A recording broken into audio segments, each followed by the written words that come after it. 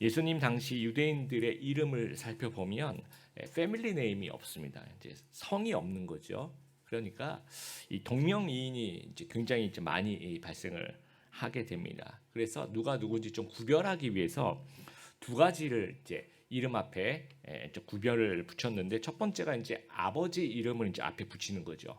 눈의 아들 여호수아, 이새의 아들 다윗 이런 것. 그다음에 출신 지역을 좀 앞에 붙입니다. 나사렛 예수라든지 가룟 유다, 그다음에 막달라 마리아 이런 출생 지역을 좀 붙입니다. 그래서 이제 동명이인을 좀 구별을 하게 됩니다. 예수님의 12 제자 중에서 야고보라는 이름이 이제 제자가 두 명이 있습니다. 세베대의 아들 야고보와 또 알페오의 아들 야고보. 또 여러분이 읽어보셨던 신약 성경의 야고보서를 쓴 야고보는 또 다른 야고보입니다. 이 두 사람과는 다른 예수님의 동생 야고보입니다. 그래서 오늘 이제 본문을 좀 살펴보면서 같이 좀 묵상하고 싶은 제자는 이 세베대 아들들이에요. 야고보와 요한. 그러니까 예수님께 이들이 어떤 부탁을 했고 어떤 의도를 가지고 왔는지, 또 예수님께서 주시는 교훈이 무엇인지 좀 한번 같이 살펴보았으면 좋겠습니다. 마태복음에서 예수님께서 제자들에게 자신의 죽음과 부활에 대해서 여러 번 예언을 하세요. 이것은 이제 우리가 순환 예고라고 합니다. 이 첫 번째 순환 예고가 우리 앞에 보시면서 같이 한번 읽어볼 거예요. 시작. 이때부터 예수 그리스도께서 자기가 예루살렘에 올라가 장로들과 대제사장들과 서기관들에게 많은 고난을 받고 죽임을 당하고 제3일에 살아날 것들을 제자들에게 비로소 나타내시니, 첫 번째 이제 마태복음 16장에 내가 죽는다 그리고 살아난다 이 얘기를 합니다. 그랬더니 반응이 여러분 잘 아시는 것처럼 베드로가 나서서 절대로 안 됩니다.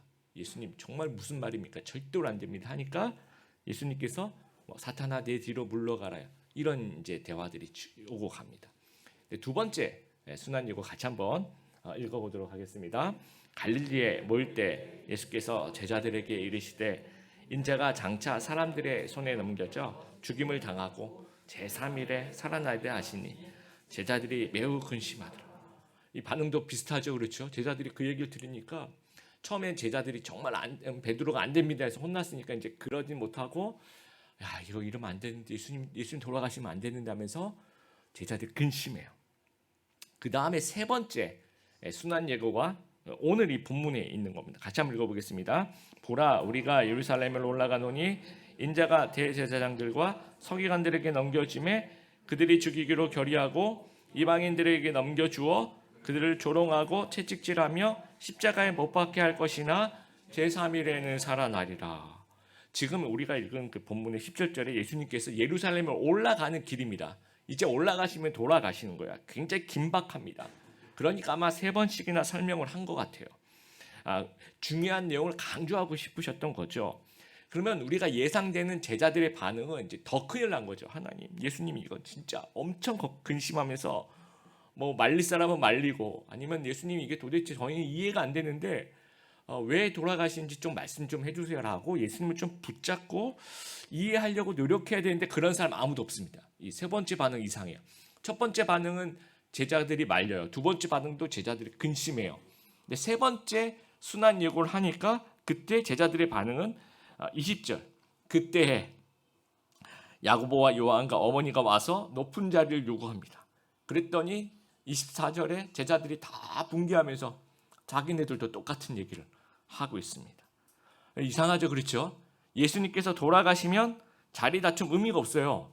그런데 이제 제자들과 예수님과의 대화, 또 제자들 자기들끼리의 그 대화가 엉뚱한 방향으로 흘러가고 있는 거예요. 예수님께서 나는 죽는다라고 얘기하시는데 제자들은 높은 자리를 주세요라고 얘기를 하고 있는 겁니다. 이것이 어떤 선택적 지각이라는 뜻으로도 그런 단어로도 이제 설명을 할 수가 있습니다. 자신이 보고 싶은 것만 보고 그렇지 않은 것은 보지 않게 되는 경향을 우리가 선택적 지각이라고 얘기를 합니다.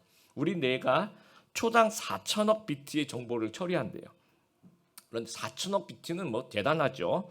근데 실제로 우리가 인지하는 정보는요 아주 극소량입니다. 그 4천억 비트 중에서 한 2천 비트 정도 될까요? 우리가 이제 광고를 하루에도 몇십 개, 몇백 개가 접해지는데 그 광고에 1,500개를 접하면요, 그 중에서 우리가 한 70개 정도가 좀 이해가 된대요. 그리고 10개 정도가 이제 머릿속에서 기억이 되는 거죠. 우리가 1,500개 정도 보면 그 중에서 우리가 기억에 한 10개 정도 기억하는 거예요. 근데 그 10개가 어떤 게 기억날까요? 내가 좋아하는 게 기억이 나요. 내가 어떤 자동차에 관심이 많다 그러면 그 10개가 자동차 광고일 가능성이 되게 크고, 내가 핸드폰을 좀 바꿔야 되겠는데 하면서 핸드폰에 관심을 갖게 되면 그 광고 10개가 핸드폰 광고일 가능성이 크다라는 겁니다. 그러니까 제자들도 만약에 온통 예수님 생각이 머릿속에 가득했으면 반응이 막 놀라고 말리고 이런 반응이었을 텐데, 제자들의 머릿속에는 온통 자기 생각밖에 없는 거예요. 서열이라든지 명예라든지 성공이라든지. 그래서 예수님께서 뭐라고 해도 안 들리는 거예요. 엉뚱한 얘기를 할 수밖에 없는 겁니다. 그래서 20절에 이제 예수님의 야고보와 요한의 어머니가 등장을 합니다. 마치 그 스카이캐슬의 그 치맛바람을 보는 것 같은, 그래서 높은 자리를 요구합니다. 그래서 제가 우리 성도님들에게 한번 질문해 볼게, 한번 생각해 보세요. 야고보와 요한이 이 상황에서 정말 야고보와 요한은 높은 자리를 생각도 안 했어요. 자기는 그냥 예수님 따라가는 사람인데 엄마의 마음은 그렇지가 않았어요. 그래서 어머니가 와서 막무가내로 얘들아 너희는 가만히 있으라, 내가 총대를 맺게. 그래서 예수님한테 어머니의, 그냥 제자들은 그렇지 않은데 어머니의 개인 생각에 예수님 우리 아이들한테 높은 자리를 주세요 라고 했을까요? 아니면 어머니가 나서긴 했지만 결국 이 세 사람이 야고보 요한과 어머니가 한 마음으로 와서 똑같은 그런 마음으로 예수님께 요구를 했을까요? 어떤 것 같습니까? 이 병행 구절, 마가복음 10장에 이제 병행 구절 똑같은 본문이 마가복음 10장에 나와 있는데 거기는 어머니가 등장하지 않아요. 야고보와 요한이 예수님께 똑같은 요구를 해요. 하나님 나라가 임하시면 하나는 오른편에 하나는 왼편에 앉게 해주십시오. 똑같은 얘기를 합니다. 종합해 보면 야고보와 요한과 어머니가 같이 있었던 거는 맞아요. 맞는데 세 사람이 똑같은 생각을 하고 있었다는 겁니다. 여러분 성경 갖고 계신 분들 우리 22절을 보시면 예수님께서 너희가 라고 얘기해요. 너희는 너희가 구하는 것을 알지 못한다 라고 얘기해요. 만약에 어머니 혼자 생각이었으면 너는 이렇게 얘기했겠죠. 너는 네가 뭘 요구하는지 모른다라고 얘기했을 거야. 아마. 야고보와 요한의 생각이니까 너희가 라는 표현을, 또 나중에 그들이라는 표현을 쓰고 있다는 거죠. 그런데 굳이 이제 야고보와 요한이 얘기하면 될 텐데 어머니가 왜 등장했을까 한번 생각해 봤으면 좋겠습니다. 개인주의를 넘어서는 성경 읽기라는 책이 있습니다. 굉장히 좋은 책입니다. 우리 성도님들에게도 보시기를 권하는 그런 책입니다. 두 명의 백인 미국인 교수가 각각 한 명은 이제 아시아에서 또 한 명은 이제 중동 지역에서 교수 사역을 하면서 느낀 점을 쓴 거예요. 그래서 그들이 생각할 때 성경이 쓰여진 시대 문화는 집단주의 문화인데 동양 문화잖아요, 그렇죠? 그런데 이제까지 자신들이 서양인으로서 너무 서양의 개인주의 관점으로 성경을 읽었더라는 거죠. 그런데 이제 그 동양 지역에서 교수 사역을 하면서 그 문화를 배우면서 성경에서 쓰여진 이런 얘기는 집단주의 시각으로 좀 생각해야 된다라는 거예요. 그러면서 이제 책이 쓰여졌습니다. 그 중에 예수님 당시 사회의 아주 중요한 문화 중에 한두 개가 이 명예라는 문화와 또 중개라는 이런 문화입니다. 우리한테는 굉장히 익숙한 문화예요. 중개의 문화, 뭔가 직접 연락하거나 접촉하는 게 아니죠. 중개인이 나서죠. 누가 이렇게 부탁을 하더라도 내가 직접 할 수도 있지만 좀 중간에 명망이 있는 누군가가 나서죠. 그러면 이제 그게 또 부드러워지는 거죠. 에스더, 우리 성경에도 이제 에스더에게 유대인들이 우리도 좀 살려주십시오라는 얘기를 직접 하는 것이 아니라 모르드게라는 이제 중개인을 또 세우는 겁니다. 그리고 종이 병이 들어서 백부장이 이제 예수님께 나아가고 싶은데 직접 나가지 않고 누구를 세웁니까? 유대 장로들이 중개인이 되어서 나와서 이제 얘기를 하는 거예요. 또 가나 혼인 잔치에 포도주가 떨어졌어요. 그래서 예수님께 부탁을 하고 싶은데 누가 나섭니까? 중개인으로서 예수님의 어머니가 나와서 이거 좀 포도주를 좀 만들어 주십시오라고 부탁을 하게 됩니다. 그리고 이 명예 문화라는 이 서열 이게 굉장히 중요합니다. 공동체에서 내가 어느 위치인가 굉장히 여러분 중요한 문화죠. 여러분 회사에서 회식 갔을 때 제일 먼저 살펴보는 게 뭐예요? 내가 어디에 앉아야 되나? 그리고 우리 대가족 우리 핵가족이 아니라 대가족 모였을 때도 어디에 앉아야 되나 이걸 우리가 보죠. 그래서 내가 이 정도 앉으면 되겠다. 이게 굉장히 중요합니다. 그래서 예수님 당시에도 마찬가지고 잔치가 열리면요. 예를 들어 어떤 사람이 와서 자 내가 이 마을의 잔치에 상석에서부터 한 10번째 정도 앉으면 내 자리일 것 같다라고 생각하고 가는 거예요. 그래서 그 자리에 딱 가니까 엉뚱한 사람들이 이렇게 앉아 있는 겁니다. 그러면 그렇게 넘어가지 않고요. 마을 원로 또는 장로 또는 회당장이 될까요? 사람 앞에서 내 자리를 주장하면 내가 이 10번째에 앉아야 됩니다.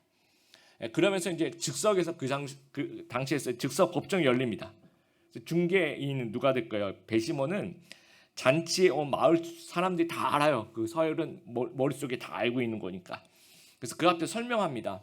내가 우리 부모님이 어떻게 누구시고 내가 이 마을에 어떤 공헌을 했고 내가 나이가 어느 정도고 그러니까 내가 한 10번째 정도 앉아야 되는데 저 자리에 누가 앉아있으니까 이거 중재해 주십시오 라고 물어봐요. 그럼 그 얘기가 맞다라고 사람들이 이제 수긍을 하거든요. 그 얘기를 들어보면 말했습니다. 맞아 그 얘기가 맞네.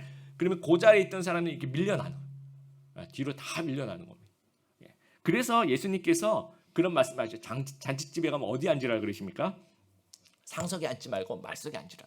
왜냐하면 상석에 앉아 있다가 쫓겨난 일이 있다는 거예요. 그런 얘기를 하시는 겁니다. 그래서 야고보와 요한이 예수님께 이제 명예를 주장하는 거죠. 21절에 얘기를 하죠. 주의 나라에서 하나는 주의 우편에 하나는 주의 좌편에 앉게 해달라는 겁니다. 내 서열을 놓고 봤을 때 이 정도 앉는 것이 제가 앉아야 되는 자리입니다. 그 얘기를 하고 있는 거예요. 서열 1, 2위가 내 자리다라고 생각하는 거죠. 그러면 즉석 법정이 열려야 되는 거죠. 그렇죠? 그럼 중개인은 12제자 모두가 되어야 되는 거예요. 그래서 12제자가 들어보고 맞다 너희가 서열 1, 2가 돼야 된다라고 하면서 이제 그 자리 배치가 되는 건데 지금 야고보가 중개인 누굴 불러요? 어머니를 불러요. 이거 굉장히 불공평한 겁니다. 그래서 이 어머니가 이름이 정확하진 않습니다. 살로메라는 이름이 아닐까라고 이제 성경학자들이 이해를 하고 아마 예수님이 아주 신실한 주동자일 것이다. 또 어떤 성경학자는 이 살로메가 예수님의 이모일 것이다. 라고. 그러니까 예수님 모친인 마리아와 자매지간이었을 것이다. 그러니까 야고보와 요한은 중재자로서 딱이죠. 그렇죠? 불러서 중재를 하는 거고 12제자 입장에서는 이게 엉터리라는 거죠. 이 중재 자체도 엉터리고 그렇죠. 그다음에 서열 1, 2위를 다툴 만한 사람들이 아니라고 생각을 하는 겁니다. 그래서 예수님께서 그래 너희 서열 1, 2위 해라고 얘기 안 하셨잖아요. 그건 하나님이 주시는 거지 내가 결정할 일이 아니다라고 얘기하셨음에도 불구하고 24절에 제자들이 막 화를 냅니다. 그 화를 내는 이유를 아시겠죠. 그래서 예수님과 제자들은요 서로 이제 다른 것에 집중을 하고 있는 겁니다. 예수님은 이제 십자가를 말해요. 그런데 야고보와 요한과 어머니 또 모든 제자들은요 명예와 영광에 초점을 맞춥니다. 예수님은 섬김을 언급을 해요. 그래서 십자가의 죽으심의 섬김을 이야기를 하는데 제자들은 내가 높아지고 영화를 누리는 성공에 초점을 맞춥니다. 또 예수님은 하나님 중심의 사고를 하고 계시는 거예요. 그러니까 하나님께 드리는 것에 관심을 가지시는 겁니다. 소명의 삶, 섬김을 추구합니다. 그런데 제자들은 나 중심의 사고를 하고 있는 거예요. 내가 받아서 누리는 것에 관심을 가지는 겁니다. 내 소원이 그 초점을 맞춘 삶을 사는 겁니다. 성공을 추구하는 삶을 사는 거죠. 야고보와 요한이 처음부터 이런 권력의 의지를 가졌는가? 그렇진 않아요. 처음에 부르셨을 때 마가복음 4장에 나오죠. 마태복음 4장에 배 위에서 세베대 자기 아버지와 이 두 형제들이 그물을 막 깃고 있었어요. 그랬더니 예수님께서 그들을 부르십니다. 그랬더니 마가복음 4장 22절 앞에 또 나와 있지만 굉장히 유명한 그들이 곧 배와 아버지를 버려두고 예수를 따르니라. 예수님이 그때 이런 말씀 안 하셨어요. 야 너희들 나를 따라오면 영의정 우의정 시켜줄게. 내가 너희들에게 큰 상과 명예를 줄게. 이런 얘기 절대 안 했습니다. 나를 따라와라. 내가 너희로 사람 낚는 어부가 되게 하겠다.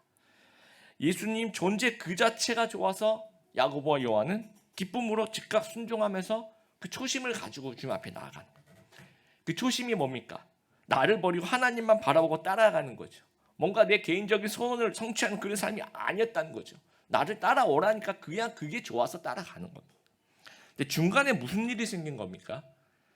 태도의 변화가 생겨버린 거예요. 초심이 변질된 겁니다. 예수님의 인기가 점점 상승이 되니까 사람들이 예수님을 랍비인가? 선지자인가? 그러더니 이제는 왕이 돼야 된다라고 생각하는 거예요. 그리고 점점 이 12제자에서 3대 제자로 좁혀지는 느낌을 자신들이 받는 거예요. 베드로와 야고보와 요한만 데리고 변화산에 올라가시고 또 죽은 야이로의 딸을 살리시는 그 장소에 이 3명만 데려가는 걸 보면서 굉장히 뭔가 우쭐하는 거예요. 왕을 태운 말과 같이 왕을 태운 말이 사람들이 왕을 주목하고 왕에게 절을 하는데 그 말은 나한테 사람들이 주목하고 나한테 절을 하는 것처럼 오해를 하는 거예요. 그러면서 으쓱하는 겁니다. 그래서 니체가 그런 얘기를 하죠. 권력의 의지를 가지고 있다 사람은. 우리도 마찬가지, 제자들도 마찬가지. 순수한 마음이 변질이 되는 거예요. 그래서 내가 베드로만 제치면 우리 형제들이 1, 2위가 될 것 같다 하면서 눈앞에 뭔가 보이기 시작하는 겁니다. 그러니까 하나님 중심에서 나 중심으로 가는 거예요. 왜냐하면 눈앞에 뭔가 이렇게 조금만 잡으면 이 서열 1, 2위가 보인단 말이죠. 그래서 하나님께 드리는 것이 아니라 내 자신이 누리는 것에 이제 초점을 맞추기 시작합니다. 소명이 아니라 소원에 초점을 맞추고 섬김이 아니라 성공에 초점을 맞추기 시작한다라는 거예요. 그래서 예수님께서 권면을 하시는 겁니다. 25절, 26절, 27절. 나 중심에서 벗어나야 된다라는 얘기예요.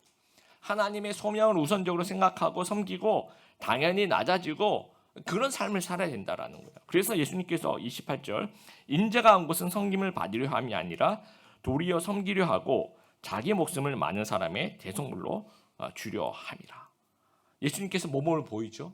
예수님이 자기 중심적이었다면 성육신 이건 이 땅에 오시지도 않으셨을 겁니다. 근데 철저하게 하나님 중심으로 소명 중심으로 이 땅에 오셔서 성육신 하셔서 자신의 목숨을 하나님께 드립니다. 그러면서 십자가에서 목숨을 주시면서 성공이 아니라 섬김의 삶을 몸소 실천해 주셨다는 테레사 수녀에게 그의 섬김의 모습을 보면서 사람들이 이제 질문을 했다고 합니다. 수녀님, 돈이 많거나 높은 지위에 있거나 편안하게 잘 사는 사람들 보면 부러운 마음 한 번도 안 드셨어요? 그런 마음 안 드세요? 라고 물어봤어요. 그랬더니 테레사 수녀가 이렇게 대답했다고 합니다. 허리를 굽히고 섬기는 사람에게는 위를 쳐다볼 시간이 없답니다. 허리를 굽히고 섬기는 사람은 위를 쳐다볼 그런 시간이 없었다라는 거예요. 예수님도 그렇죠. 십자가만 바라보시는 거예요. 사람들이 왕 삼으려고 하면 다 도망치세요. 위를 쳐다볼 시간이 없고 허리를 굽혀서 십자가만 바라보시는 거죠. 제자들은 그런데 초심을 잃고 위를 쳐다보기 시작을 합니다. 바로 성공이 눈앞에 있는 것 같아요. 그러니까 그걸 추구하기 시작합니다. 우리의 시선도 어디에 있는지 한번 살펴보게 되길 바라요. 우리가 위를 쳐다볼 시간이 없어야 되는 게 맞는 거예요. 우리가 십자가와 하나님이 주신 어떤 소명에 초점을 맞춰야 돼요. 그래서 허리를 굽히며 살아가면서 도저히 위를 쳐다볼 시간이 없어야 되는데 그 반대로 혹시나 허리를 굽힐 시간이 없는 것은 아닐까? 우리가 좀 생각해 보길 바랍니다. 조선의 테레사 수녀라는 아까 우리 영상에서 보았던 이 서서평 선교사님, 본명이 엘리자베스 쉐핑이라는 1880년 독일에서 태어나서 미국에서 성장했어요. 왜 독일에서 태어나서 미국에 성장했냐면 독일에서 이제 그 아버지 없는 미혼모 가정에서 태어나요. 굉장히 어렸을 때 이 서서평 선교사님의 어머니가 아이를 그냥 할머니한테 맡기고 버리고 그냥 미국으로 떠나가 버립니다. 그래서 나중에 한 8살, 아마 7살, 9살 이렇게 됐을 때 자기 엄마를 좀 찾아가고 싶은 거죠. 그래서 이제 미국으로 가서 거기서 이제 자라나게 됩니다. 그래서 이제 그 미국에서 미션 스쿨을 다니게 돼요. 그리고 미션 스쿨에서 이제 간호사 공부를 하게 됩니다. 간호사 공부를 미션 스쿨에서 하면서 하나님을 만나게 돼요. 그래서 나의 결핍을 만족시키는 그런 삶이 아니라 나와 같은 불쌍한 사람들을 하나님의 사람으로 섬기겠다라는 결심을 하게 됩니다. 1912년 한국 간호 선교사로 이제 한국으로 파송이 돼요. 그리고 22년 동안 성경 교사로 또 고아와 빈민가, 병자와 여성을 섬기며 복음을 전하는 그 조선의 테레사 수녀라는 그런 명예로운 명칭이 붙을 정도의 그런 선교사님이 되었어요. 근데 그 책상에 이런 문구가 써 있다는 거예요. 성공이 아니라 섬김, not success but service. 이게 좌우명이었다는 거예요. 이 선교사님이 책상에 그렇게 써 있었다는 겁니다. 그래서 오늘 설교 제목도 그렇게 한번 해봤습니다. 그러니까 이 선교사님이 내가 성공해서 나를 버린 엄마에게 보란 듯이 살아보고 싶다 이런 생각하지 않았다라는 거예요. 나는 고아로서 자랐지만 나의 결핍을 성공을 통해서 정말 채우겠다 그렇게 생각하지 않았다는 거예요. 예수님 안에서 진정한 행복을 찾는 거죠. 성공이 아니라 섬김에서 진정한 행복을 찾으려고 노력해요. 그래서 알베르트 슈바이츠가 이런 얘기를 합니다. 진실로 행복한 사람은 섬기는 법을 발견한 사람이다. 그래서 1934년 54세 그 일기로 이제 소천을 하시게 됩니다. 그런데 이제 이 돌아가시게 된 이제 뭐라 그럴까요? 어떻게 돌아가셨냐면 풍토병이죠. 그런데 이제 영양실조 겹치게 됩니다. 그리고 전 재산이 아까 보신 것처럼 담요 한 장도 아니고 담요 반 장에 그렇죠. 곡식 조금. 그다음에 현금 아까 동전 7개라는데 현금 한 27전 막 정말 얼마 안 되는. 그리고 자신의 시신마저도 세브란스 병원에 기증을 하게 됩니다. 아까 우리 야고보 사도 이야기를 했는데 야고보 사도 이후에 어떻게 되었을까요? 부활하신 예수님을 이제 야고보 사도가 만나죠. 모든 제자들이 만나죠. 그리고 난 다음에 성공의 삶에서 섬김의 삶으로 전환이 됩니다. 그리고 예수님 돌아가신 후에 그 이스파니아 지역, 지금의 이제 스페인 지역에 선교를 가게 돼요. 거기서 고난과 순례와 그런 것을 통해서 복음을 전파하게 됩니다. 그리고 나중에 다시 유대의 땅으로 돌아와요. 그리고 헤롯 아그리파 1세 2에서 사도행전에 나오는 것처럼 처형이 됩니다. 12사도 중에 첫 순교자가 되는 거예요. 네. 그래서 이 야고보 사도는요. 그 당시 이제 예수님한테 지금 오늘 우리가 있는 그 본문 요 당시에는 이 초심이 좀 변질되었던 것 같아요. 그런데 부활하신 예수님을 만나서 다시 초심으로 돌아옵니다. 만약에 야고보 사도가 변하지 않고 계속 성공을 추구했다면 뭐 예루살렘에서 야고보 서원을 세운다든지 아니면 책을 막 써요. 막 슬기로운 제자 생활 막 이런 거 쓰고 막 강연하고 막 유튜브 막 하고 그다음에 막 TV 막 나오고 그랬을 텐데 그렇지 않았어요. 이 스페인 땅, 이 바울이 땅끝으로 전도하고 싶다고 얘기했던 그 스페인 땅을 고난의 길을 자청을 해요. 그래서 목숨까지 기꺼이 이것에 바치겠다는 심정으로 가게 됩니다. 이름 없이 빚도 없이 그 길을 걸어갑니다. 동생 요한도 마찬가지. 예수님께서 십자가 달리시면서 요한에게 하신 말씀 여러분 기억나시죠? 보라 내 어머니다. 어머니를 좀 부탁한다. 요한은 이름 없이 빚도 없이 그 예수님의 그 모친 어머니를 모시면서 예루살렘에서 아주 오랫동안 예루살렘 교회를 섬깁니다. 그리고 다시 에베소 가서 에베소 교회를 또 섬겨요. 그러면서 이제 그 잡혀서 밤모섬으로 유배를 가게 됩니다. 거기서 이제 요한계시록을 쓰게 됩니다. 그래서 야고보, 요한뿐만 아니라 모든 제자들이 나중에는 예수님의 그 본을 따라서 섬김의 삶으로 들여지게 되는 거예요. 근데 참 재밌는 건요. 이게 참 역설이라고 생각하는데 역사는 성공이 아니라 섬김을 기억해요. 뭐 하나님도 마찬가지. 하나님은 또 성공이 아니라 섬김을 기억하는 겁니다. 그래서 이제 그 야고보가 유대 땅으로 돌아와서 첫 순교자가 되죠, 그렇죠? 그 이후에 야고보의 제자들이 야고보의 시신을 스페인 땅으로 이제 가지고 가는 아마 그 전에 내려온 이야기를 들었을 때 내가 죽으면 뭐 스페인에 나를 묻어주어 아마 그랬던 것 같아요. 그래서 스페인 땅으로 제자들이 가서 야고보의 시신을 묻어요. 그래서 스페인어로 여러분 야고보란 이름이 성경에 나오는 그 발음 그대로입니다. 야고보. 영어로는 야고보 뭐라고 하는지 아세요? 제임스. 제임스 본드. 제임스는 야고보를 제임스라 그리고 스페인어로 야고보를 산티아고라고 얘기합니다. 산티아고. 6세기 정도 돼서 이 산티아고의 시신이 발견이 돼요. 진위가 조금 이제 불분명합니다. 이게 진짜 산티아고의 시체다 아니다 이제 이런 얘기들이 있는데 중요한 거는 이 산티아고의 시신이 발견되면서 그 당시 스페인이 이슬람과의 전쟁을 하고 있는 중이었어요. 그런데 기독교 순교자의 어떤 시신이 발견이 되면서 갑자기 이 산티아고가 정신적인 지주로 추앙을 받게 됩니다. 그러면서 수호 성인으로 이제 추앙을 받게 돼요. 그래서 그 전쟁과 함께 스페인의 영웅이 됩니다.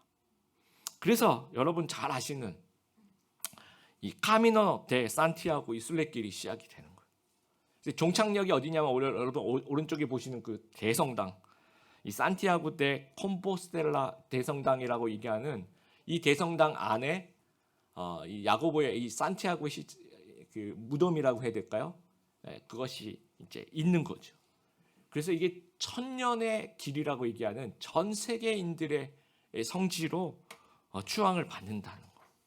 근데 야고보가 이 길을 여러분 어떻게 걸었을까요? 야고보 사도가 그 당시 이 스페인 이 어떤 이 산티아고의 그 순례길은요, 그 누구 하나 없이 알아준 사람 아무도 없이 정말 목숨 내걸고 예수님이 전하고 싶은 그 마음 하나로, 섬김의 그 마음 하나로 이 스페인 땅을 걸어갔다라는 거예요.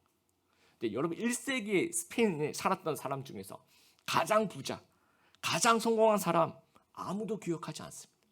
그런데 정말 남루한 그 순교자, 정말 이게 죽음의 어떤 그 순교를 각오하며 섬김의 길을 걸어갔던 이 이름 없는 이 남루한 순례자는 이 역사가 기억한다라는 거예요. 1세기 갈릴리의 어부들 가운데 가장 물고기 잘 잡고 가장 성공한 사람 아무도 기억하지 않습니다. 하지만 이 사람 낚는 어부로 들여졌던 그 제자들은 역사가 기억합니다. 하나님이 기억하십니다. 1900년대 조선에 가장 돈이 많고 가장 성공했다고 얘기한 사람, 지금 우리나라 사람 우리도 몰라요. 누군지 모릅니다. 기억하지 않습니다. 그런데 담요 이 한 장도 아닌 반장이 전 재산이었던 이 서서평 선교사님은 아직도 이제 100년이 지난 지금도 다시 기억하면서 영화까지 나왔어요. 이게 섬김의 역설입니다, 여러분. 그러니까 악착같이 나를 챙길 때 성공을 잡으려고 달려갈 때는요, 과연 행복했는가? 아니라는 거죠. 과연 나를 찾았는가? 아니라는 거죠. 여러분 산티아고 순례길 갔다 오신 분도 계시고 가기를 동경하시는 분도 계신데 이 길을 움켜쥐려고 가세요? 아니면 내려놓으려고 가십니까?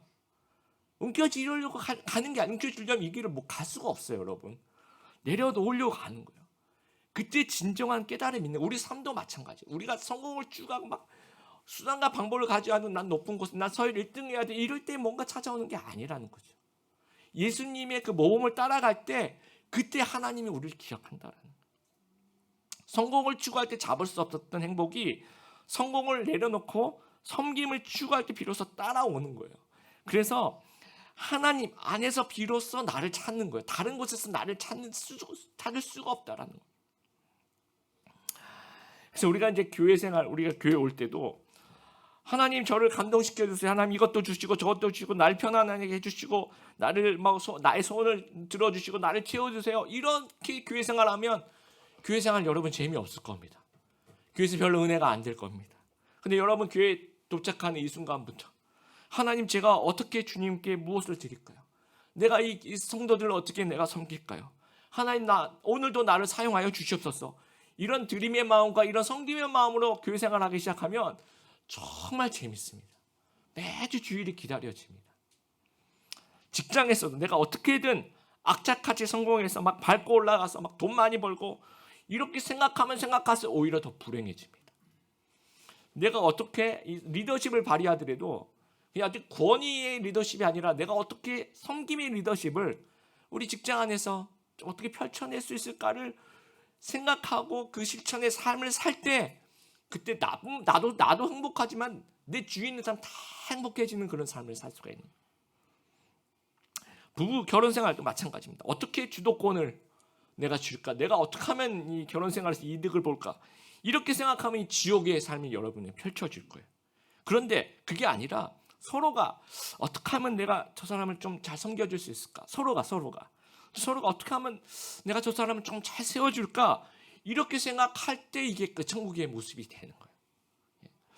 여러분 우리가 자녀를 교육합니다. 우리 작년 세대들 네, 우리 자녀를 교육할 때도 얘야 너는 경쟁에서 수단과 방법을 가리지 말고 무조건 이겨야 된다.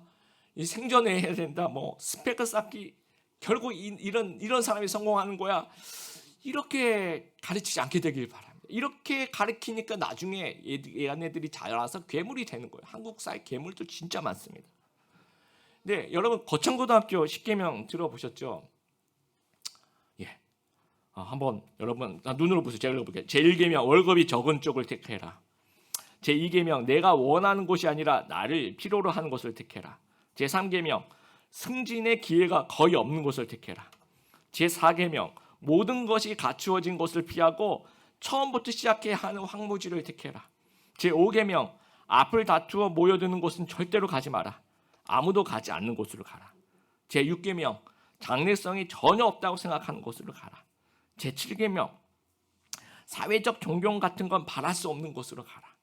제8계명 한가운데가 아니라 가장자리로 가라.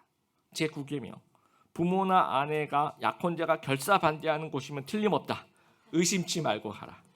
제10계명 왕관이 아니라 단두대가 기다리고 있는 것으로 가라. 여러분 이 10계명 우리가 액면 그대로 뭐 문자 그대로 100% 다 받아들일 수는 없겠지만 무엇을 얘기하는 줄 아시겠죠? 이 정신은 우리가 이어받을 수 있겠죠. 그렇죠? 그래서 우리 자녀들에게 하나님을 사랑하는 사람, 하나님 나라를 사랑하는 사람으로 또 이웃을 섬기는 사람으로 키울 때 비로소 우리 자녀들은 존경받는 그런 사람이 될 것이라는 것들을 우리가 기억하게 되길 바랍니다. 그래서 예수님을 이 개인적 소원의 성취의 도구로 이용하려고 하지 말고 오히려 우리가 예수님의 소원을 성취해 드리려는 그런 성도가 되기를 바라요. 우리 교회 이름이 그런 겁니다. 내가 하나님께 드리는 그런 교회는 하나님께 드림이 되는 그런 교회라는 거. 그래서 소원에서 소명으로 나 중심에서 하나님 중심으로 성공이 아니라 섬김에 초점을 맞추는 그런 하나님의 제자들 다 되시기를 주님의 이름으로 축복합니다.